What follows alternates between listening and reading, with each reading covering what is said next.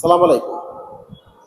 Doctor Mohammad Yunus sir, আপনি বাংলাদেশের জনগণকে কোন রক্ত পিপাসুদের হাতে ছেড়ে দিলেন? আপনি একজন শান্তিতে নোবেল বিজয়ী, বিশ্বে আপনার সুনাম। আমরা আপনাকে শর্তহীন ভালোবাসা দিয়ে এরকম একদম আমাদের মাথার তাজ বানাইয়া সম্মানের সর্বোচ্চ শিখরে আপনাকে আমরা আসীন করলাম।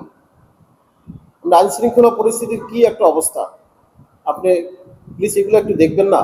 বিশ্বজিৎ তার এই নৃশংস নারকীয় এই হত্যাকাণ্ডের পরে বাংলাদেশে এইরকম একটা ঘটনা বাংলাদেশে আবার ঘটবে, এটা কি কোনোদিন মানুষ কল্পনা করছে? এই দেশের মানুষ, যে ঘটনাটা আজকে মিটফোর্ডের মতো জায়গায় হইল, লোকটিকে মেরে ফেলে মারলো, কি নৃশংসভাবে তাকে হত্যা করলো। আপনি কি, আপনার চোখে কি এগুলো পড়ে না স্যার? আপনি কি এগুলো দেখেন না? আমাদের দেশের আইন শৃঙ্খলা রক্ষাকারী বাহিনী তাদেরকে একদম নজর এড়িয়ে এই কাজগুলো হচ্ছে। আমরা এই কোন গণতন্ত্রের পথে আমরা অভিযাত্রা শুরু করলাম?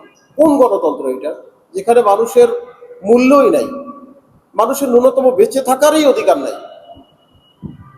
কেমন গণতন্ত্র আপনি আমাদেরকে উপহার দিবেন স্যার? ওদের তো ক্ষোভ ছিল, ওর বাবা ওর পরিবার সহ সবাই মেরে ফেলছে, সেই ক্ষোভে এদেশের মানুষের একদম নাস্তা নাবুজ করে ছাড়ছে, কচু কাটা করছে। আরো কার কি ক্ষোভ আছে না আছে জানি না, আপনার তো স্যার কোনো ক্ষোভ নাই। আপনি তো একজন নির্মোহ মানুষ, আপনারা সবাই ভালোবাসি, আপনাকে আমরা প্রত্যেকে ভালোবাসি।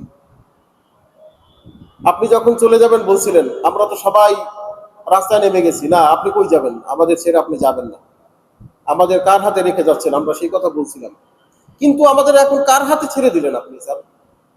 এদেশের মানুষ আপনাকে হাজার বছর মনে রাখতে চায়। আপনিও সেরকম একটা শপথ নিছেন যে এমন একটা কিছু করবো যেটা মানুষ সারা জীবন মনে রাখে। কিন্তু যা হইতেছে স্যার চতুর্দিকে, সেটা মেনে নেবার মতো না। আইন শৃঙ্খলা রক্ষাকারী বাহিনী একদম টপ টু বটম প্রত্যেককে সক্রিয় করেন না। আহারে আহারে, এভাবে মায়ের কোল খালি হবে, এভাবে সন্তান বাবা মায়ের আদর স্নেহ ভালোবাসা থেকে বঞ্চিত হবে, এরকম একটি দেশ আপনিও চান না নিশ্চয়ই, আমরা তো চাই না। যে ঘটনাটা আজকে মিটফোর্ডে হয়েছে স্যার, আপনি দেখতে পারবেন না, আমি পুরো ঘটনাটা দেখতে পারি নাই, আপনিও পারবেন না জানি। প্লিজ স্যার, কোনো হায়নাদের হাতে এই বাংলাদেশের জনগণকে, নিরীহ মানুষকে ছেড়ে দিয়েন না প্লিজ স্যার।